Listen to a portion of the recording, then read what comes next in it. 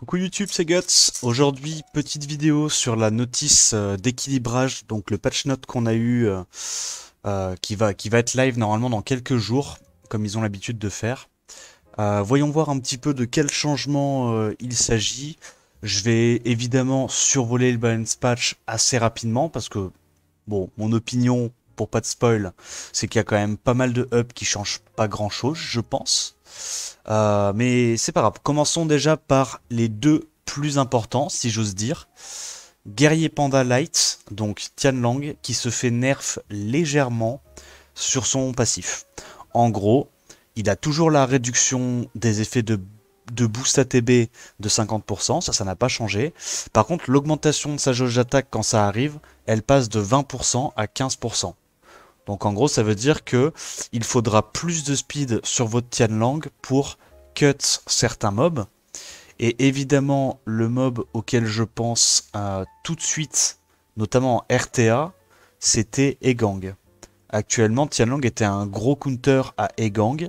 Peut-être que maintenant, avec ce léger nerf, on aura plus de situations dans lesquelles le Tianlang ne cut pas grâce au passif du Egang. Parce qu'en gros, vu que le Tianlang va gagner 15% ATB et que le Egang va gagner 7,5% ATB avec son passif, il faut nécessairement que le prérequis de speed du Tianlang soit plus élevé qu'avant. Bon. Je trouve que ça ne change pas énormément de choses. Le seul truc que ça fait, c'est que ça va baisser un petit peu son win rate, puisqu'il faudra plus de speed pour que le Tianlang cut comme avant. Ok. Mage O, Nana. Donc le passif de Nana, c'est quelque chose dont j'avais parlé déjà en stream comme nerf potentiel pour moi.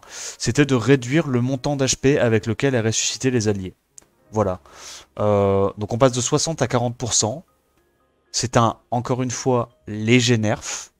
Je pense que le mob restera très bien, juste un petit peu moins puissant qu'avant. En fait, ils essaient de garder la même logique dans les spells qui font que les mobs sont très forts. Juste, ils réduisent un petit peu les effets pour essayer de baisser un petit peu, corriger le win rate qui est trop élevé pour ces deux mobs-là.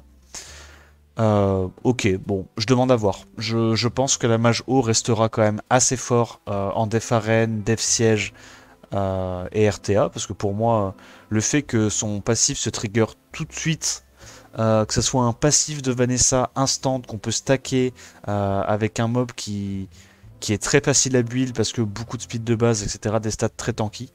Je pense que ça restera quand même un bon mob, mais clairement là, elle va perdre quelques dixièmes de pourcentage de win rate à mon avis. L'Oracle Light. Alors l'Oracle Light, Laima.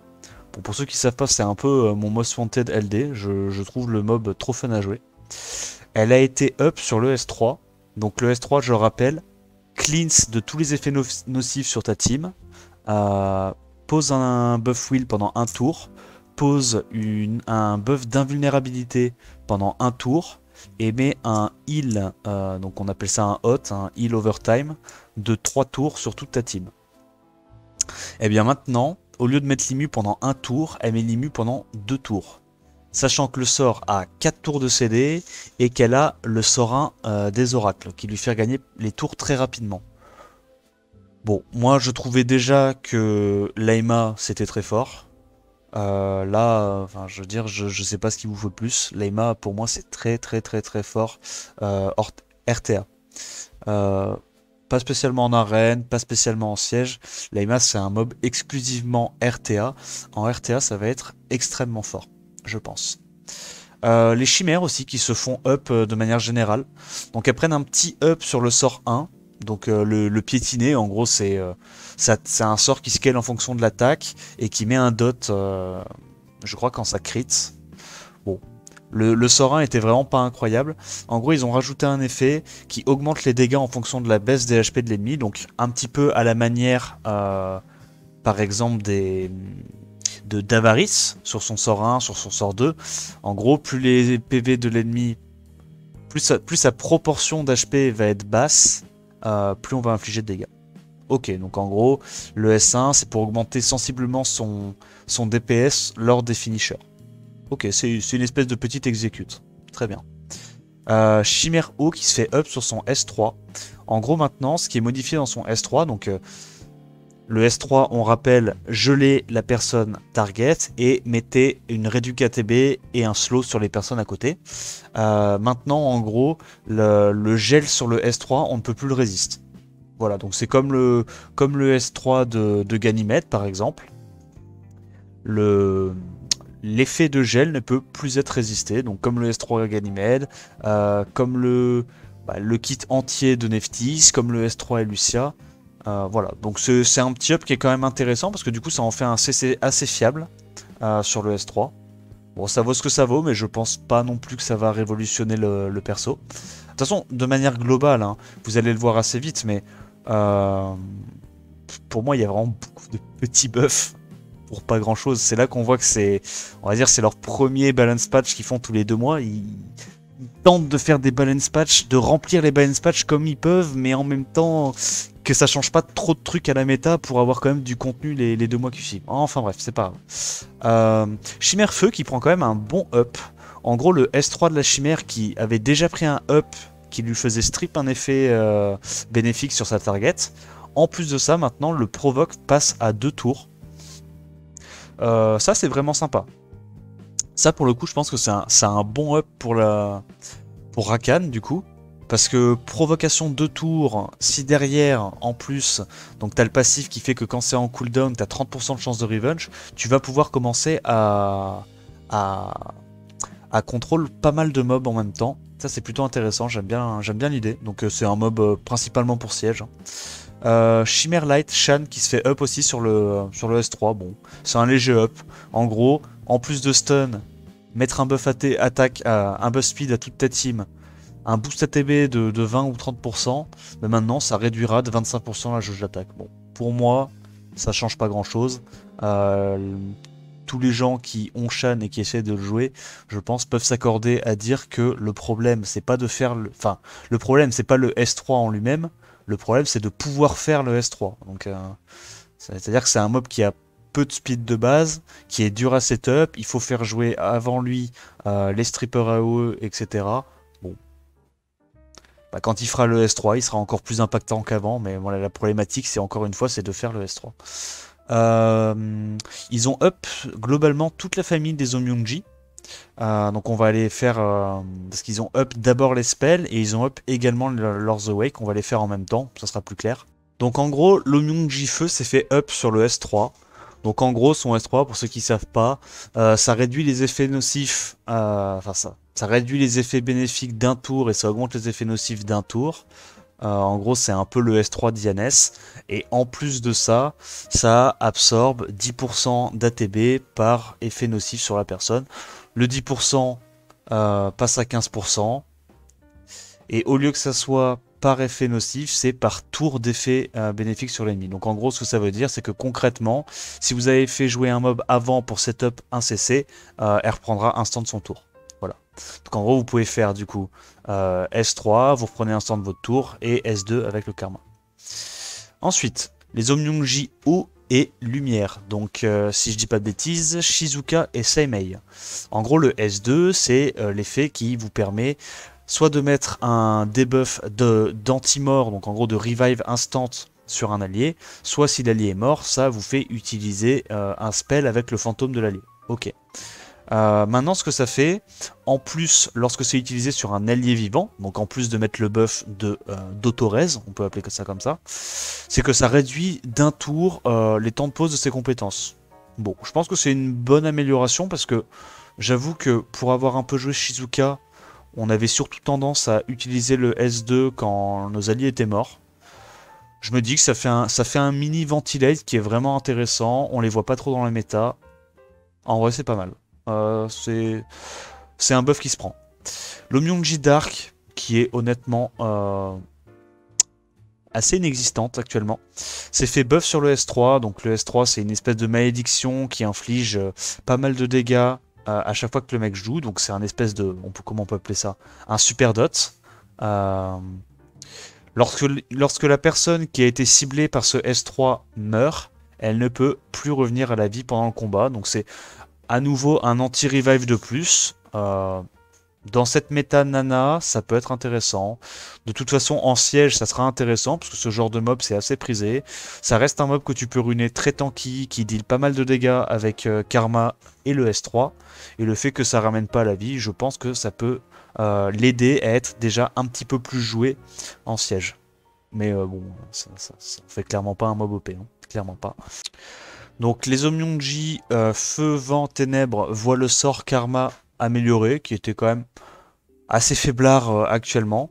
En gros, lorsqu'ils mettent ce debuff sur les adversaires, s'il fait autre chose que son sort 1, donc sort 2, sort 3, sort 4, en gros, il prend 25% de ses HP max dans la tête, et avant de se prendre cette réduction damage, il se fait strip un de ses buffs. Bon, je pense pas que ça va changer grand chose, honnêtement. Ensuite, les Phoenix qui ont été up un petit peu. Ah non, attendez, pardon. J'ai oublié YouTube de te parler de l'amélioration. Enfin, l'amélioration. Je pense que c'est pas spécialement un buff. Moi, je pense que c'est un nerf, mais ok. Donc en gros, l'effet de Wake a été changé sur les Omyonji. Elles perdent toute leur augmentation de stats 25% de précision. Sachant que c'est des mobs qui sont runés tanky et qui ont besoin de précision. Donc c'était un awake important. Donc elles perdent cette 25% de précision et elles ont leur S1 qui est un petit peu amélioré. Ok, donc Shizuka. Shizuka, son sort 1, ça devient... Alors, donc évidemment, c'est lors d'une attaque pendant ton tour. Donc ça veut dire que ça ne marche pas avec les revenge, avec les coop et ces autres trucs. Absorption de 30% de la jauge d'attaque de l'ennemi avec 30% de chance. Voilà, bon. On a une petite chance d'absorber la jauge d'attaque en plus de strip. Un debuff. Bon, encore une fois, je vois pas bien l'intérêt. 30%, pour moi, c'est du même niveau que les Valkyries qui ont 10 ou 15% de chance de silence pendant un tour l'adversaire, quoi. Enfin, de faire reculer les cooldowns d'un tour. Bon, je trouve ça un peu trop RNG pour être utile. L'Omyonji Feu, elle, du coup, elle a une chance de stun avec 30% de chance sur son S1. Après, encore une fois, ce taux d'activation, faut voir comment ça augmente avec leur Awake. On peut regarder vite fait, parce que logiquement, ça devrait augmenter avec leur Awake. Donc on va regarder pour Shizuka, par exemple. Shizuka, ici. Donc ça augmente quand même de 30%. Hein. Ah, ok. Je retire ce que j'ai dit. Tu vois, YouTube. En réfléchissant un petit peu plus. 30% de skill up, enfin donc de taux d'activation, c'est beaucoup. C'est beaucoup, c'est même pas mal. Parce que ça veut dire qu'on a 60% de chance en fait de voler les 30% ATB. Et qu'on a 60% de chance de stun. Strip stun, 60% de chance.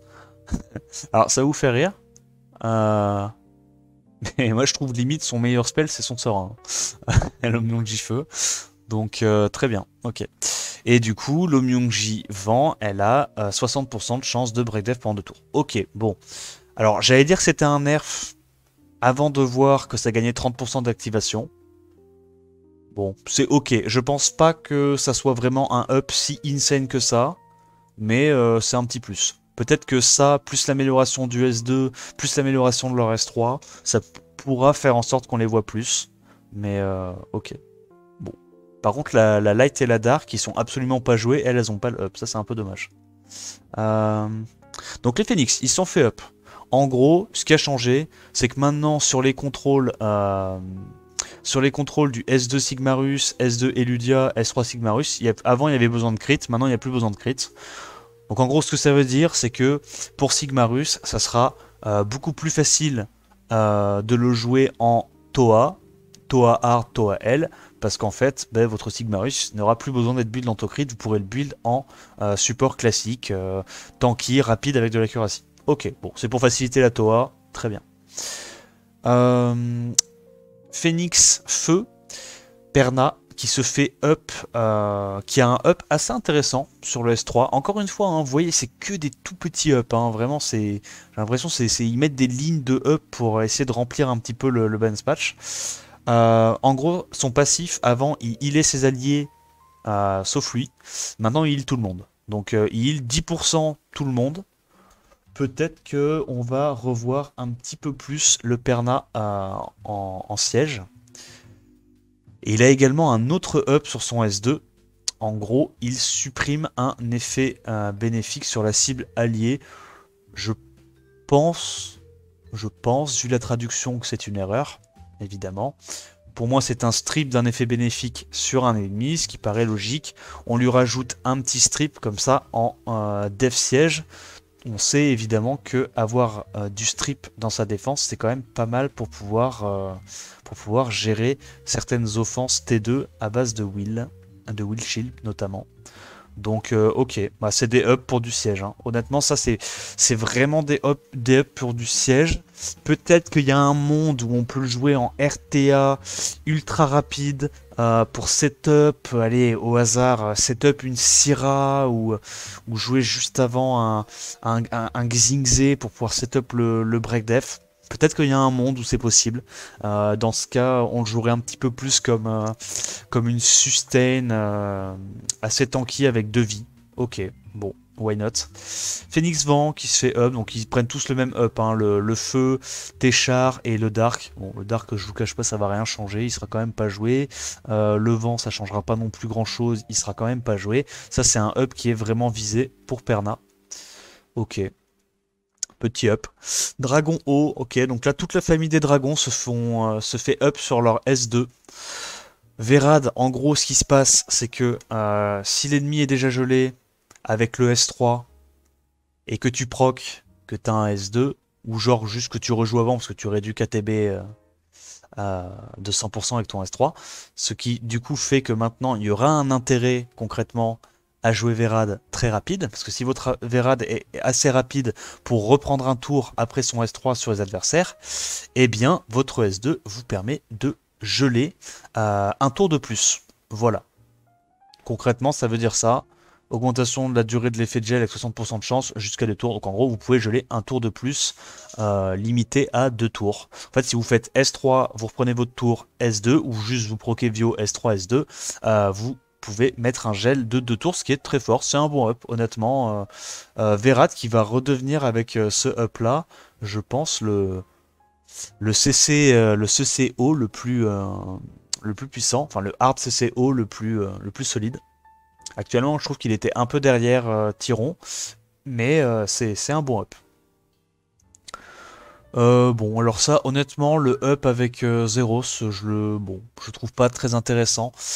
En gros, la probabilité de mettre les effets nocifs, ça passe de 25 à 35%. Ok. Et l'augmentation des temps de pause. En plus de ça, il y a une augmentation de temps de pause de la cible avec 10% de chance. Encore une fois, je trouve ça trop RNG pour être intéressant. Enfin, ok, c'est un plus, mais de toute façon, personne ne jouait Zeros pour faire un S2 tour 1. Tout le monde jouait Zeros pour faire un S3. Donc, en plus de ça, derrière, bon, en gros, on perd une augmentation de 10% du taux d'activation avec le skill up pour passer à une augmentation de dégâts. Donc en gros, concrètement, ce que ça veut dire, c'est que l'augmentation de dégâts continue, elle reste à 35%, comme d'hab. Donc ça bouge pas. Et le seul truc qu'ils font, c'est qu'ils ont augmenté voilà, 10% de chance d'increase cool time. Bon, ok. Eh bien, ça augmentera un petit peu le win rate en offense d'arène avec Zeros, mais c'est à peu près tout pour le tour 2. C'est à peu près tout. Par contre, ça c'est un up intéressant. Le S2 de Jamir qui prend un up. Donc préalablement, il avait 40 plus 30%, je crois, de chance de break attack. Ben maintenant, en plus du break attack, il a 40%, donc plus 30, donc 70% de chance de break attack et slow pendant 2 tours. C'est très intéressant parce que Jamir, c'est un mob qui a lead speed, awake speed, qui scale sur la speed avec son S1. Donc très régulièrement, quand vous jouez Jamir, vous allez le jouer dans des offenses rapides. Je parle en RTR, hein, dans des offenses rapides. Et du coup, le setup slow, qui a quand même 70% de chance de se poser pendant 2 tours, c'est très intéressant. J'aime beaucoup ce up. Ça, c'est un bon up pour Jamir qui vraiment devient vraiment cool. Là, il prend des petits ups intéressants successivement. J'aime bien. Et voilà, encore une fois, comparer ce up là au up de Zeros, il y en a un, le taux d'activation c'est 10%, ok, donc ok ça tape plusieurs fois mais ça reste que 10%. L'autre, le taux d'activation c'est quand même un gros 80%, donc, enfin 70%, donc c'est quand même plus intéressant. Zerat qui prend un bon up, hein, vraiment. Alors ça, vous savez que j'adore voir Zerat en def arène, je trouve ça trop fun. J'adore le mob, genre très tanky, ça tape super fort, ça heal bien, ça cleanse. Et bien là, le up sur le heal est assez intéressant. Parce que en gros, donc on passe d'un heal de 15% en fonction des HP de l'allié. Donc en gros, tu healais de 15% des HP de tes alliés, ok, à 15% de ton max HP à toi. Comment te dire, quand le mob il a 15 000 HP de base, autant te dire que c'est toi qui vas être gagnant au change. Hein, parce que quand tu vas voir des Zerat à plus 60 000 HP en def arène te mettre des heals à 25, allez, on va dire 20-25k HP tous les 3 tours, sachant que ça cleanse deux effets nocifs sur toute ta team, clairement tu vas être content. En plus de ça, faut savoir que le heal est doublé sur les mobs d'éléments light. Donc autant te dire que quand ton Zerat, qui au passage peut te mettre des nukes, des 20k AOE sans setup break def, sans rien, va te lâcher des heals à 30k, 35k sur les mobs light, bon tu vas être plutôt content. Et tu vas te dire que le mob est assez cassé. Donc écoute, bah, Zerat prend un up pour de la def arène. Très bien. Très bien, très bien. Grogan, bon il prend un petit up sur le S2. Le S2 ça met de stun, ça a plus de chances de stun et ça augmente les dégâts en effet d'incapacité. De toute façon, tu joues pas Grogan pour le S2, tu joues Grogan pour tuer sur le S3. Donc voilà, encore une fois, c'est même réflexion qu'avec Zeros. Ça va augmenter un petit peu son win rate. Lorsque tu n'arrives pas à tuer Tourin, tu vas pouvoir un petit peu plus te débrouiller avec le S2. Très bien. Et El Charion. El Charion, il prend un up très intéressant. Pour chaque effet bénéfique sur les alliés, il augmente de 5 points. Donc 5 de speed, sa vitesse, stackable jusqu'à 100. Alors ça c'est vraiment intéressant. De ce que je comprends, vu qu'il n'y a pas écrit pour chaque effet bénéfique actif sur les alliés, d'accord? Vu qu'il n'y a pas écrit ça, pour moi, ça veut simplement dire que il va gagner à chaque fois qu'il y a un effet bénéfique qui est posé sur les alliés, 5 de speed, jusqu'à la fin de la game. Si c'est ça, c'est excessivement fort. C'est très fort. Parce que ça veut dire que tu vas build ton Ilfrit, on va dire au hasard, en vieux will, en vieux revenge, allez même, soyons fous, en double revenge will, moi je le jouais beaucoup comme ça. Tu vas le build en crit damage, parce qu'il scale sur la speed, hein. Donc crit damage, quand tu scales sur la speed, très fort. Tu vas le build, donc voilà, à la base, on va dire à 140, 140, 240, 245 de speed. Comme ça, il setup le strip avant ta Syrah, par exemple, ou tes setup break def. Très bien. Et plus la game va passer, plus tu vas pouvoir voler des buffs. Parce qu'en fait, à chaque fois que tu voles le buff sur son passif, tu donnes le buff à toute ta team. Donc en fait, à chaque fois que tu joues et que tu voles un buff, potentiellement, tu gagnes 20 speed, vu que tu vas foutre 4 buffs sur ta team. Eh bien, ça veut dire que assez rapidement, en fin de game, tu vas te taper un Ilfrit. Donc un mob qui scale sur la speed sur le sort 1, potentiellement en vio dégâts crit, qui va avoir 345 de speed. Pourquoi je dis 345 de speed? Parce que la speed in-game est capée à 345. Donc en gros, idéalement, même si je pense que c'est assez rare que tu aies le temps de choper ces 20 stacks, si la game dure assez longtemps et que tu chopes tous les stacks, un mob qui scale speed, en crit damage, en vio, à 345 de speed, autant te dire qu'il va, il va coller de menu patate. Hein. Ça va être plutôt fort. Ensuite, donc bon up, ok, j'attends de voir en vrai si on pourra le sortir un petit peu plus souvent en RTA, vu que Wusa est très très méta en ce moment, ça pourrait être intéressant de voir ce genre de mob. Druide haut, donc Abelio. Abelio qui était déjà top tier en healer haut, devient le meilleur healer haut pour de la def arène de très très loin. En gros, ce qui se passe, c'est que son S3, c'est... Enfin, il a un S4. Ouais, voilà. Son passif en forme d'humain était le suivant. Quand un de tes alliés a CHP qui passe en dessous de 40% ou moins, ton Abelio gagne 100% ATB. Et en gros, l'objectif, c'est ton Abelio cut. En plus de ça, maintenant, tu te cleans tous les effets nocifs que tu as sur toi. Donc en gros, ce qui se passe, c'est que si... Alors déjà que c'était chiant à gérer avant, je te dis même pas comment ça va être galère à gérer maintenant. Parce que en RTA, ça ne va pas changer, en Def Arène, ça ne va pas changer énormément de choses. Mais quand même, quand tu tuais pas tour 1, que tu mettais tour 2, le S2 de ta basse-tête, en espérant mettre des anti-heal, des glancing, des break-def, pouvoir gérer un petit peu, tu vois, le Abelio comme ça, là ça va être un peu chiant, ok. Mais c'est surtout en RTA, parce qu'en RTA, il y avait, pour gérer un Abelio, comment tu fais? Soit tu one-shot la target, mais si tu peux pas la one-shot, forcément, il faut contrôler le Abelio, comme ça tu fais proc le passif pendant qu'il est stun, et après tu tues. Ça c'est un up qui va faire que Abelio va être très très relou à gérer. Et ça me plaît pas parce que il fait partie en RTA de gameplay assez passif, mine de rien. Parce que c'est pas en anti-cleave que ça va changer quoi que ce soit. Pour moi, c'est plutôt dans des gameplays anti-bruiser. Enfin, bruiser contre bruiser que ça va être up. Ça, c'est un up intéressant d'Abelio. Et évidemment, voilà, en arène, c'est cerise sur le gâteau. Belenus qui prend encore un léger up, honnêtement, c'est assez anecdotique, pardon. Donc sur son S3, il break attack, il break def, il a 50% de chance de taunt en plus de ça. Maintenant, le passif qu'il avait en forme de druide, c'était quand on le tape, il a 50% de chance de revenge. En gros, maintenant, ce qui se passe, c'est que quand c'est un ennemi qui est taunt qui le tape, la chance de revenge passe de 50 à 100%. Ok, bon. Ça change pas grand-chose.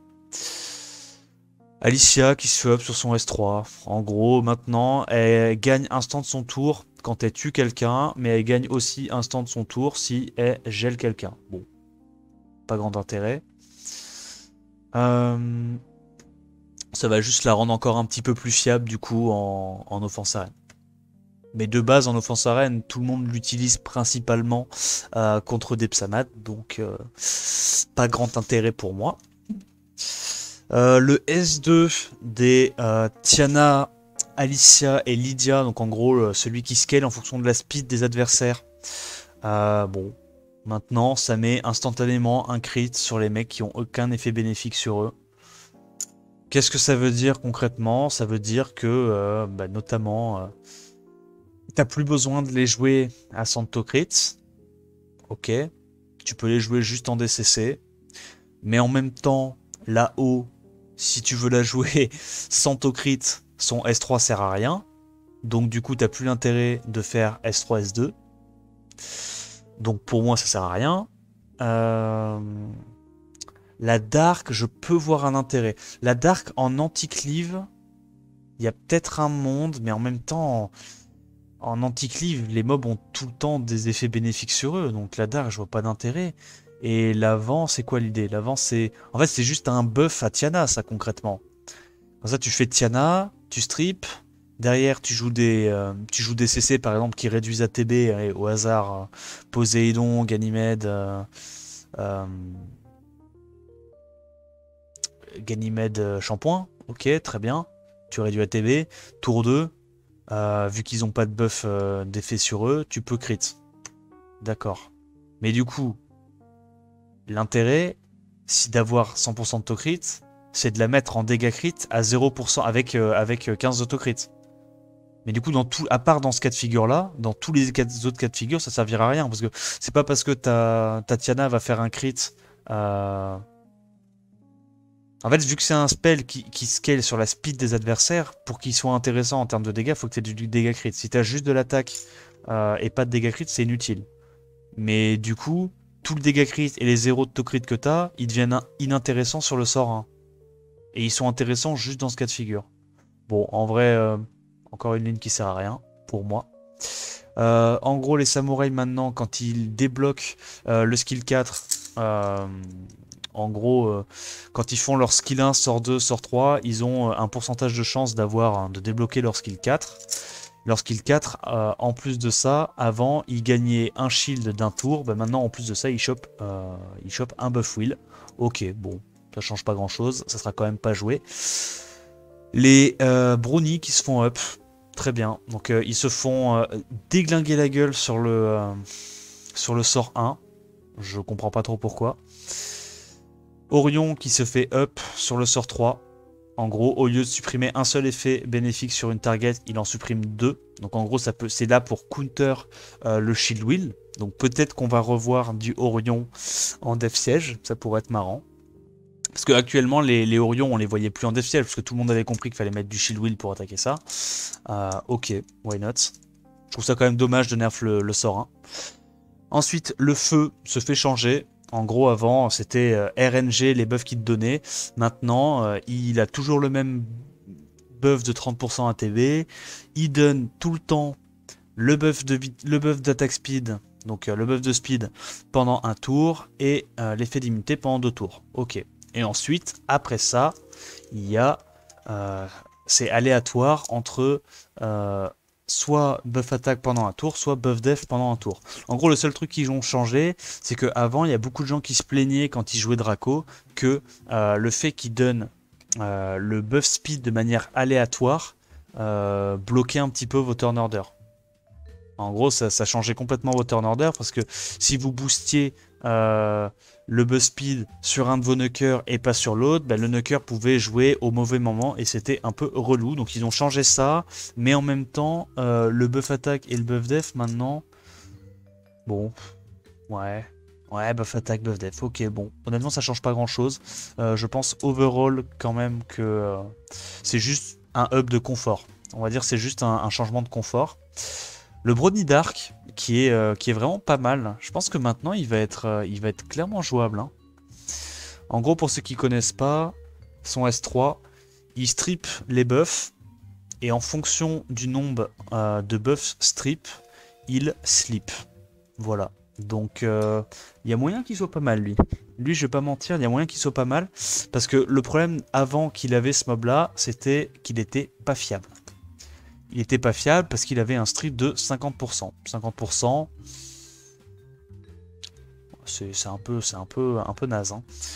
Là, ça va monter à 70%.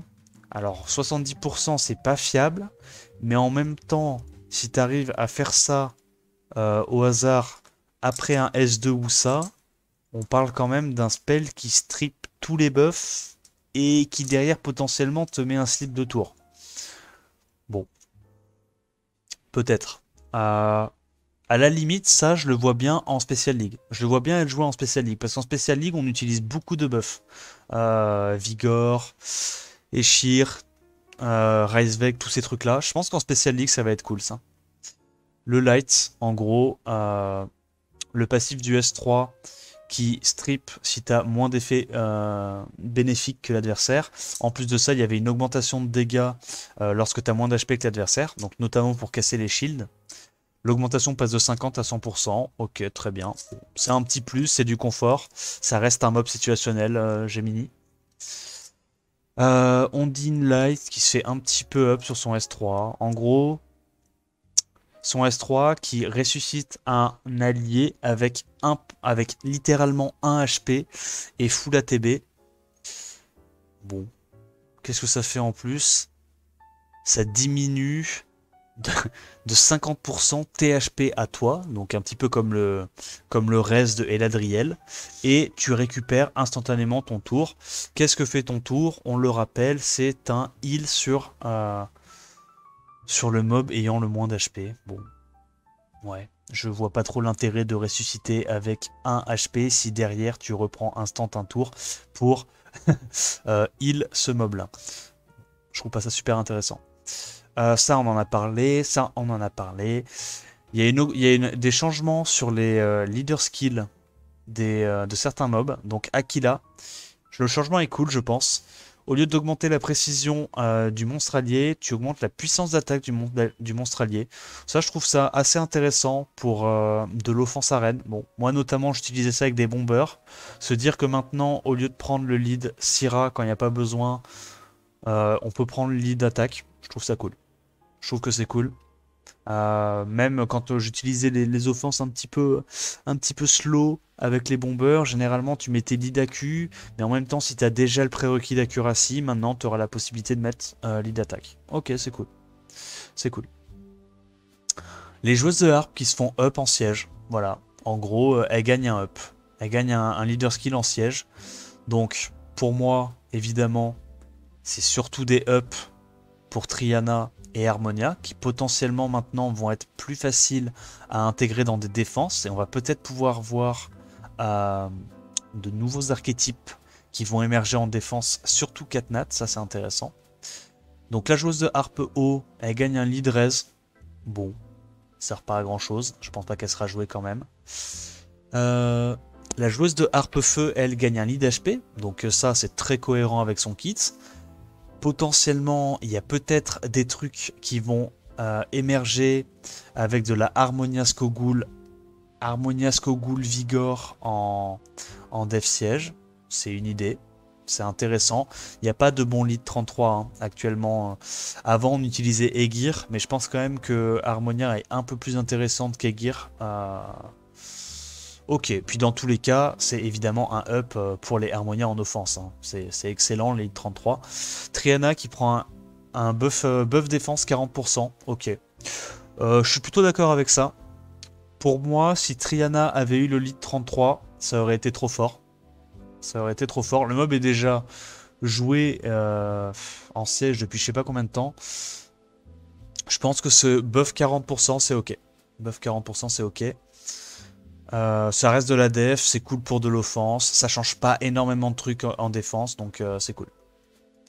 Ok, c'est à peu près tout pour ce balance patch, donc dans les grandes lignes, si on doit le résumer en 5 secondes, Tianlang se fait nerf légèrement, Nana se fait nerf légèrement, on va dire de plus impactant,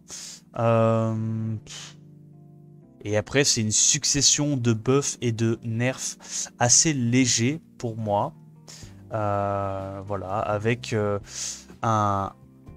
des leader skills intéressants sur les harpistes et surtout un up de Laima qui va être vraiment cool en RTA à mon avis.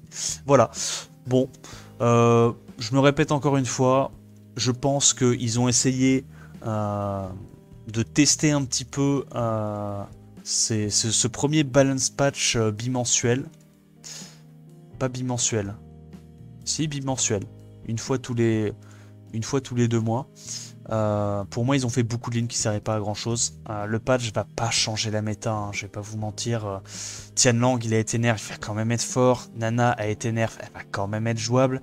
Karna n'a pas été touché, il va toujours être très fort. Wusa, j'en parle même pas. Enfin, je comprends même pas qu'il nerfe pas le S2 des pionniers qui est complètement broken. Ce patch là, c'est un coup de bâton dans l'eau, enfin c'est un coup d'épée dans l'eau, hein, ça sert pas à grand chose. J'attends beaucoup mieux de Come To Us et beaucoup plus de leur prochain patch. Mais ouais, quand même, le petit Upzerat en Def Arène, ça va être marrant. Si la vidéo t'a plu, n'hésite pas à like, commente dans la section commentaires pour me dire un peu ce que toi tu penses de ce balance patch. Moi perso, overall, je suis assez déçu. Ce balance patch n'apporte rien en fait. Donc bon, bref. Dis-moi ce que toi t'en as pensé, quel mob t'aurais aimé voir nerf, quel buff te hype le plus. Et en attendant la prochaine vidéo, moi je te dis à plus. Ciao ciao.